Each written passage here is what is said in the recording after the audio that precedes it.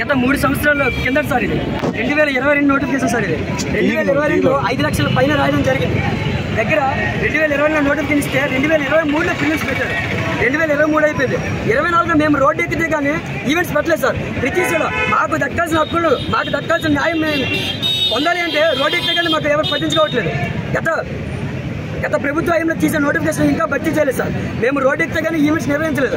2024 చివరిలో ఈవెంట్స్ నిర్వహించడం జరిగింది. 2020 జనవరితో కంప్లీట్ అయిపోయింది. ఇంతవరకు ఎంతమంది క్వాలిఫై అయ్యారు? ఒక వెబ్ నోట్ రాలేదు. ఎంత కేటగిరీ ఎంతమంది క్వాలిఫై అయ్యారు? ఓసీ నుంచి ఎంత, బీసీ నుంచి ఎంత, ఎటువంటి ఒక వెబ్ నోట్ రాలేదు సార్. ఇంతవరకు కూడా మెయిన్స్ ఎగ్జామ్ డేట్ ఎప్పుడు ప్రకటించలేదు.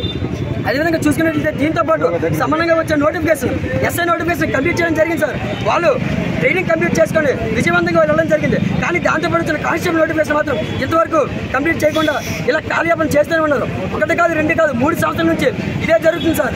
నోటిఫికేషన్ ఇవ్వడం ప్రభుత్వం బాధ్యత, కానీ దాన్ని ఎందుకు కంప్లీట్ చేయట్లేదు అర్థం కావట్లేదు.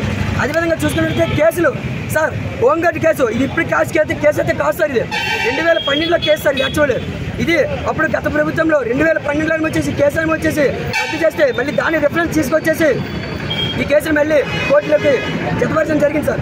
అయితే ఇక్కడ చూసుకున్నట్లయితే సార్ హోంగార్డులు 2000 మంది ఉన్నారు. వాళ్ళకి గత ప్రభుత్వం వచ్చేసి 40% రిజర్వేషన్ ప్రకటించడం జరిగింది. 40%. ఒక 2000 క్యాండిడేట్స్కి 40% రిజర్వేషన్ కల్పించేసి ఇంతమంది జనరల్ అభ్యర్థులు ఉన్నారు, ఓసీ క్యాండిడేట్స్ ఉన్నారు. వీళ్ళకన్నా వచ్చేసి ఎటువంటి రిజర్వేషన్ లేక సంవత్సరానికి కొన్ని లక్షల మంది రావడం జరుగుతుంది. అయితే సార్ ఇక్కడ మేము చెప్తుంది ఏంటంటే కోర్టు అని వచ్చేసి ప్రభుత్వం తరఫున వచ్చి ఒక లాయర్ని నియమించి మా కోర్టు కేసులని పరిష్కరించి మాకు మెయిన్స్ ఎగ్జామ్ తక్షణమే నిర్వహించడం మేము డిమాండ్ చేస్తూనే ఉన్నాం సార్. ఎవరు కూడా పట్టించుకోవట్లేదు సార్. మొన్న ఎస్ఐపిఓకి హోంమంత్రి గారు అన్ని దగ్గర రావడం జరిగింది. ఆ రోజు మేము చెప్పడం జరిగింది, మేడం 3 సంవత్సరాల నుంచి మేము ఉంటున్నాం, రూమ్ రెంట్ కట్టలేక, స్టడీ రూమ్ ఫీజులు కట్టలేక నాన్న తంటాలు పడి ఇక్కడ చదువుతున్నాం మేడం. మేము వ్యవసాయస్తుల కుటుంబం నుంచి వచ్చిన వాళ్ళం. నెలకి 5,000 అంటే మా తల్లిదండ్రులకి చాలా కష్టం అవుతుంది.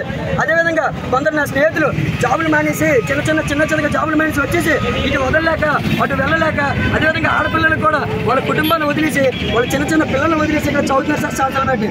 అదేవిధంగా చూసుకున్నట్లయితే సార్ మేము హోంగార్డ్ కేసులను వచ్చేసి